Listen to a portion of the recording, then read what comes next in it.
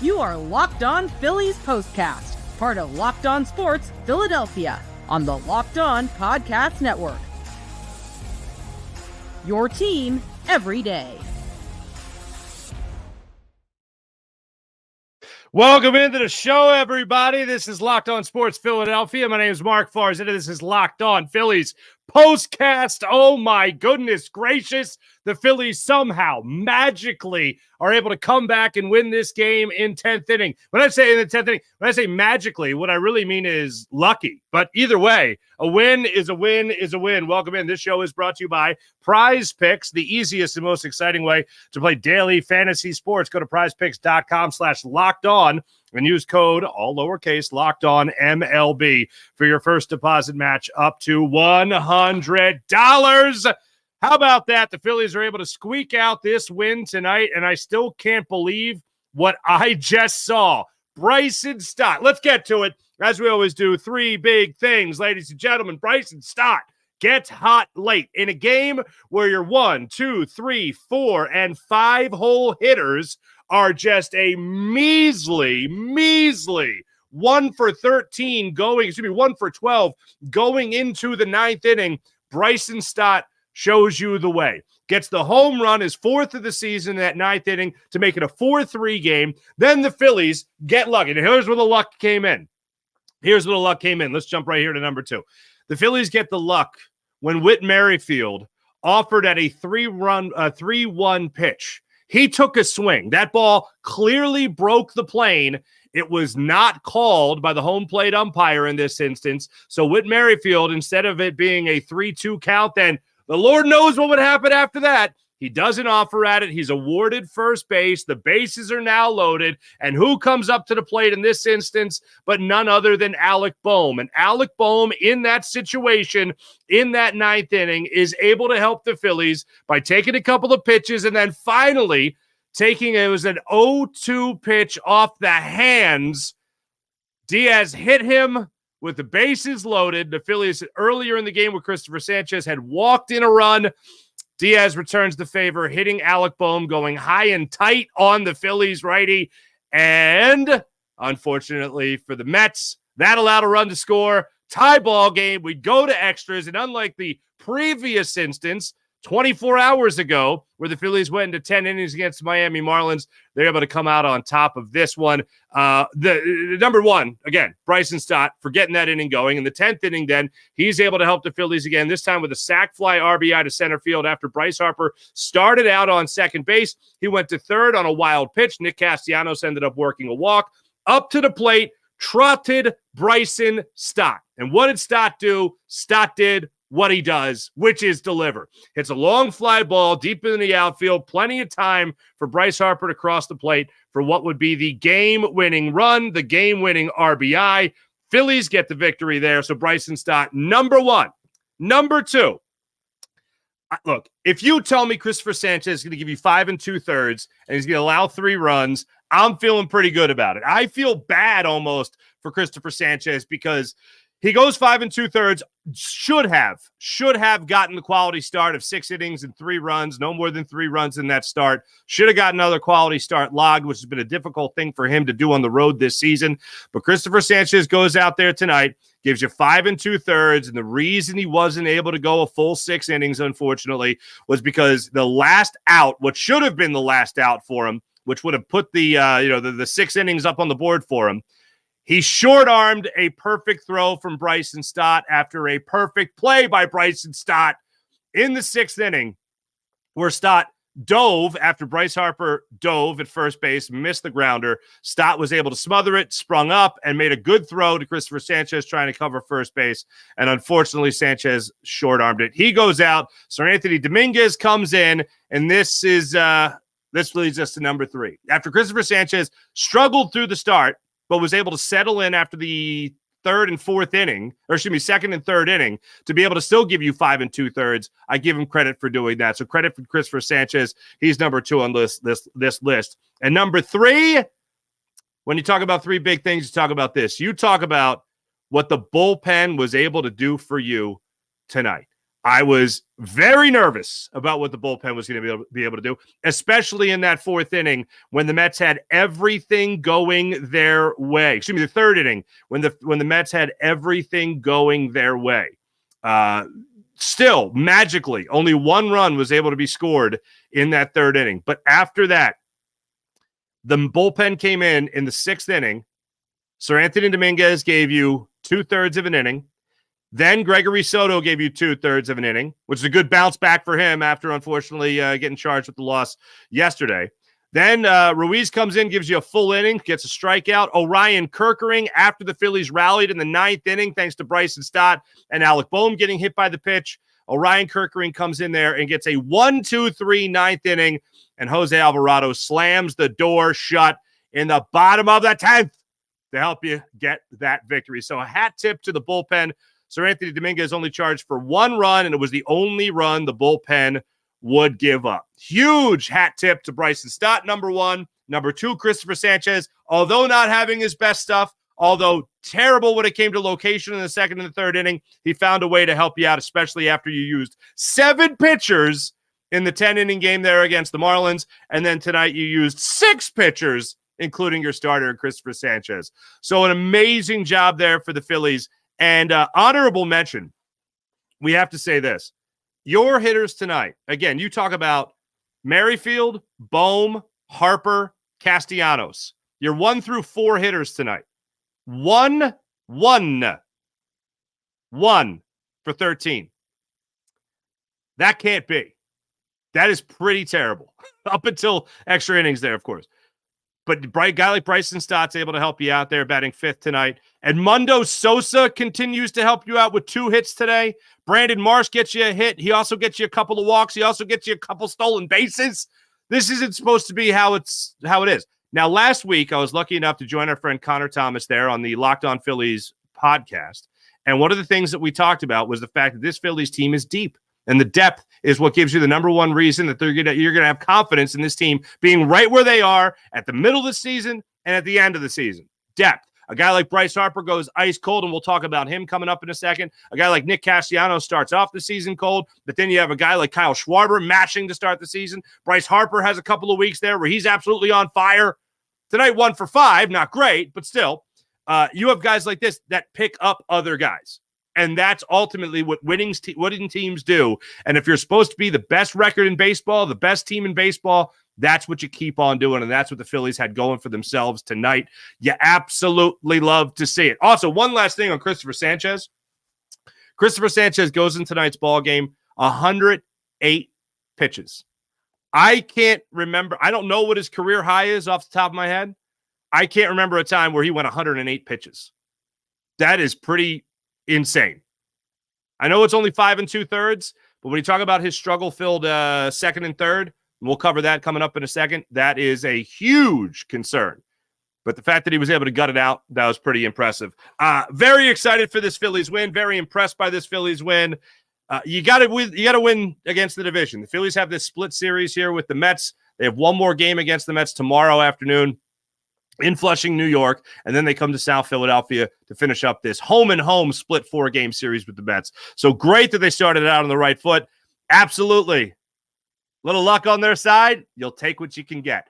Coming up, we'll take a close look at Bryce Harper, and we'll also look at the struggle-filled innings there by Cristopher Sanchez and how he was able to fight his way out of it. We'll be back in a second. You guys have heard me talking a lot about Policy Genius and how fantastic Policy Genius is. We all know how life insurance is an important safety net for your family, but trying to find the right policy on your own, well, that can be frustrating. It can be time-consuming and a little bit overwhelming if you don't know what you're doing. That's why we're so lucky to have the people of Policy Genius, the country's #1 leading online insurance marketplace. It saves you time and it saves you money so you can provide your family with the financial safety net starting today, the financial safety net that they so need. With Policy Genius, you can find life insurance policies that start at just $292 per year for $1 million worth of coverage. Some options offer same-day approval and avoid unnecessary medical exams that could always slow things down. But with Policy Genius, you're getting taken care of by real experts in their field. Again, Policy Genius, you can find life insurance policies that start at just $292 per year for $1 million worth of coverage. Check life insurance off your to-do list in no time with Policy Genius. Head to policygenius.com/lockedonmlb. That's policygenius.com/lockedonmlb. And click the link in the description to get your free life insurance quotes and see how much you can save with Policy Genius. That's policygenius.com/lockedonmlb. Let's break it down here when we talk about what the Phillies got going on here with Cristopher Sanchez and how that gutsy performance for Cristopher Sanchez and how weird it was. If I could describe Cristopher Sanchez's start tonight, weird is one of the first names or first words that comes to mind. And here's why. Cristopher Sanchez, to go inning by inning with him. First inning, 10 pitches there for Cristopher Sanchez in the first inning. Cruises through it. All right, he gets Nimmo, he gets Marte, he gets Lindor. 10 pitches, easy peasy. Then the Phillies are able to get him one run of support when Garrett Stubbs laid down a beautiful squeeze play down the first baseline to get the first run of the game. That was great. A bunt infield single for him. Stott ends up scoring there. Stott actually beat out an infield play earlier in the inning. So that was great to see for him. But then, bottom of the second inning is where you start to see some trouble with Cristopher Sanchez. Pete Alonso gets a leadoff double to center field, absolutely torched that baseball over Johan Rojas' head in center. Then Martinez steps up. He gets the RBI double, so you get back-to-back doubles to lead off the inning.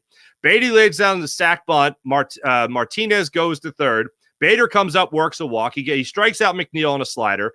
And then Nito steps up there and gets the RBI single that just leaks into right field when Bader was going to steal second. It opened up the hole, shifting Bryson Stott over the second base bag. So it opened up the hole into right field. Mets were able to take advantage of that. They go from scoring one run in the inning to two. Now it's a 2-1 Mets lead.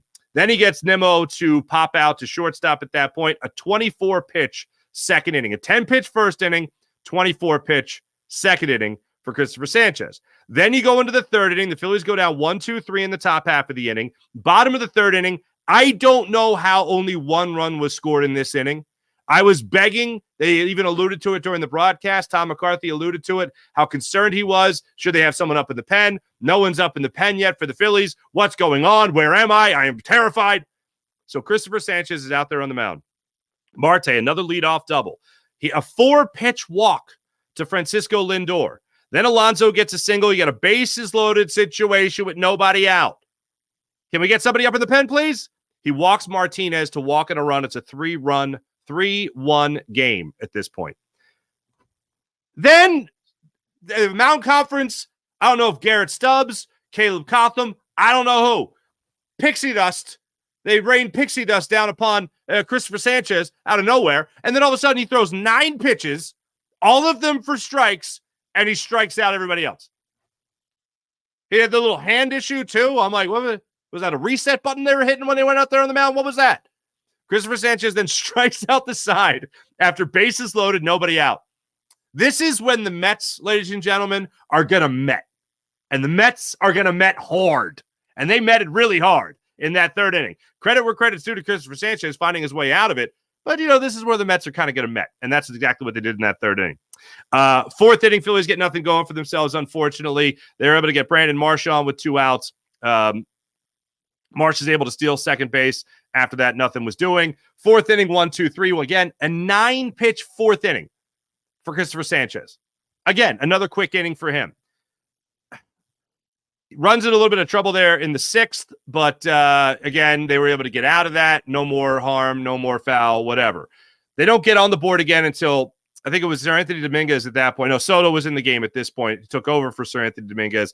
Taylor gets the weird bounce that goes right under the mitt of Alec Bohm at third base. A run ends up scoring. I didn't see the official ruling of the play. It was originally ruled an error, and then they were going back to look at it. Yeah, still an error. So there you go. The run scores. They get the extra insurance run, but they needed a little bit more insurance, maybe a little Policy Genius insurance, if you know what I'm saying. But they go up there, and they're unable to get any more runs in that inning. And then it was the Stott show in the 9th inning, and he took it the rest of the way. Now, One of the reasons this game was so close, aside from pitching struggles early of Cristopher Sanchez, was whatever the heck was going on with Bryce Harper. Now, I'll say this. I don't think he was hurt by any means, but Bryce Harper gets who was it? Was it Nito behind the plate? He throws the ball off of Bryce Harper's head in the first inning. He's going to throw it back to Maeda, and on the throwback, knocks it right off the noggin of Bryce Harper. I don't think that had anything to do with Bryce Harper's at-bats from that point on or his approach at the plate, but he didn't look good, and we know he's been dealing with back issues since spring training. Hasn't been a big story here, but it's something that people have speculated. I know the Phillies home broadcast crew has speculated over Bryce Harper's back strength. I hope he's okay, but there was one particular at-bat that really jumps out to me in this game from Bryce Harper, and I'm still trying to figure out what the heck happened. Because Bryce Harper is still facing Maeda in the game. There was a 3-1 sinker right over the heart of the plate. Bryce Harper on a 3-1 pitch doesn't need a green light, but he should be getting a green light. Left-handed pitcher. I know he's struggled against some left-handed pitchers that, like Holby Milner, for instance, is a perfect example of that, where he just looked like he gave up halfway through the at-bat last year and just, I don't even know why he brought the bat to the plate, to be honest with you. But what was weird about this particular at-bat was he offered at the first pitch, fouled it off. Then he took 3 straight balls outside the zone. And then he took a 3-1 pitch down the middle, sinker, about 89, 91 miles per hour. And then another pitch higher in the zone that we have seen Bryce Harper belt out of ballparks throughout his career. And he takes that one and he goes and sits down. My only assumption is after the game, if Bryce Harper is asked about it, he's going to say, I just couldn't pick up the arm slot anymore. Because he's had issues with that. And if he's facing lefties, Holby Milner, again, the perfect example of this, he just goes up there like, I don't even know what to tell you. I don't know where the ball's coming from. So, yep, just going to chalk it up to don't know what the heck I was doing. And simple as that. And then Nick Castellanos strikes out the very next at-bat on a pitch that was on the inside portion of the plate, but one that he could turn on easily and put down the left field line. Odd to me that, again, Bryce Harper, 1 for 5 on the night. Nick Castellanos was able to work a walk, but still 0 for 4. Alec Bohm 0 for 4, but able to get hit by a pitch, still get an RBI. And Whit Merrifield, who is, let's see, going over his last couple ABs here, 0 for 5 in yesterday's game, 0 for 4 today, 1 for 5 previously, 0 for 3, 0 for 2, and then 0 for his last 3 against going all the way back to the Toronto Blue Jays series. Yet he's your leadoff hitter. Cool. If Kyle Schwarber's not available and Trey Turner's not available, you know who my leadoff hitter is? His name is Bryson Stott.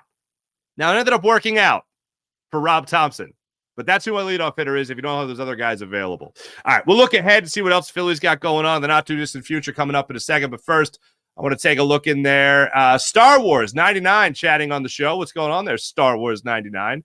Kerkering and Jose Alverado. They are good. I concur. They are very good. They are very, very good. We'll take a look a little bit more at that bullpen and how they were able to get out of some jams. And Rob Thompson pushing a couple emergency buttons in this game. We'll talk about in a second. You're locked on Phillies postcast. Oh, you guys have heard me talking a lot about Prize Picks, how much fun this is. Prize Picks, the most exciting way to play daily fantasy sports. Go to prizepicks.com/lockedonmlb and use the code, all lowercase, lockedonmlb. You see it at the bottom of the screen right there. Prize Picks even offers injury insurance. If you're playing fantasy sports, wouldn't you love to have injury insurance? I know I would. You know what this means? Injury insurance. It's so that your entries stay in play even if one of your players gets hurt. For baseball games, if you have a player that only registers 2 plate appearances or less, Prize Picks will have your back and not count that as a loss. So when you log on to Prize Picks, all you got to do is pick something very simple. You pick more or less. More or less. I got really lucky. I said less than 4 runs, for Cristopher Sanchez tonight on Prize Picks.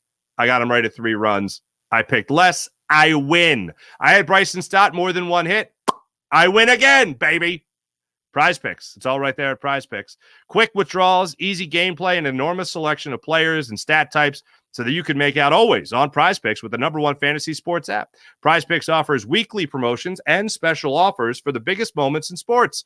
Prize Picks now offers Apple Pay for quick and easy deposits into your account this baseball season. So make sure you take care of everything that Prize Picks has. Take advantage of all they have at Prize Picks. Download the app today. Use promo code LOCKEDONMLB, again, all lowercase, for first deposit match up to $100. That's LOCKEDONMLB for first deposit match up to $100. Prize Picks, pick more, pick less. It's just that easy.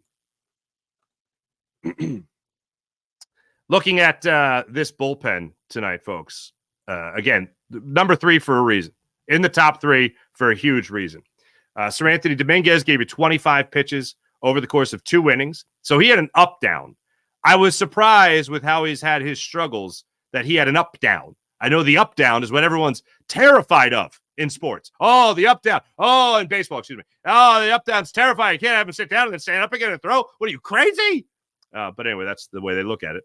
Gregory Soto gave you those 2/3 of an inning. Rob Thompson trusted him immediately. After the unfortunate play that absolutely would have been a double play ball against the Marlins if it didn't hit off his keister, then we're talking about a different story maybe there in Miami. It should have been 2 outs with a runner on third, and maybe you get out of it. Instead of it went off his keister, and it dribbled in the left field there, right field there for the game-winning hit against the Marlins. He goes right back to him tonight. After Dominguez goes Soto. Ruiz actually came in there and was not afraid at all. He was very good in his 1 inning of work. And then Orion Kerkering continues to be one of those guys that the Phillies can really rely on in pressure-packed situations as his career continues to grow. So love what I saw from him. And then Jose Alverado continues to be that pro through and through the entire time. Hungry Python, what's going on? Farsi in black. Cool. Yeah, I don't really don the black too often on my show or here, But, I just like rocking it. I hope I'm rocking it at least. But thank you, Hungry Python. Much appreciated. As far as some of those gut moves there by Rob Thompson tonight. Cody Clemens. You could easily say, well, what are you going to do in that situation? But Cody Clemens has come up and helped you. He didn't help you in Miami, I know. But he came up and helped you big time getting that single there in the 9th inning to help really get things going again for the Phillies after Stott set the tone. And he got that from him tonight. Then Cody Clemens came up as the pinch hitter for Edmundo Sosa. Then, in case of emergency, break glass, he went to Kyle Schwarber, who has been dealing with a back injury. He said he was feeling good earlier in the day, said he would be available. Rob Thompson talked about how he would have been available in yesterday's game. It just didn't come out quite like that. The opportunity didn't present himself against the Marlins in Miami, unfortunately. But tonight it did. He went up there, had a couple of good hacks, which at least let me feel like, all right, at least he'll be in the lineup tomorrow. So then you see Christian Pache come up there to replace him in center field, and rightfully so. And then Stubbs, unfortunately, just swung under one there in the 9th inning, and that was that. But all in all, I love the Clemens move, and I love giving the opportunity to Kyle Schwarber to at least take a hack, because you all know how that game can change abruptly if Kyle Schwarber is getting a big swing there, as he did in that 9th inning. So Rob Thompson, credit to him. If you're a big, and I am, if you manage with your gut, this is another big win for people that manage with the gut. So I absolutely love to see that. Tomorrow, Phillies and Mets will be back at it, 1:10 start time in Flushing, New York.